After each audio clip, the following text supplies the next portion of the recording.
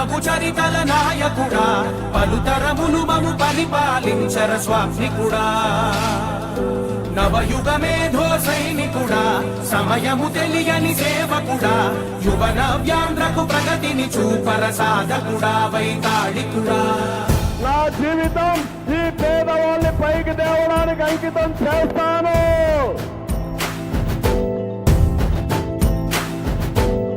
ప్రతి ఇల్లు నిన్నే నిన్నే పిలిచింది, ప్రతి గడప నీకే స్వాగతం అంటోంది, ప్రతి మనసు నువ్వే గెలవాలంటోంది.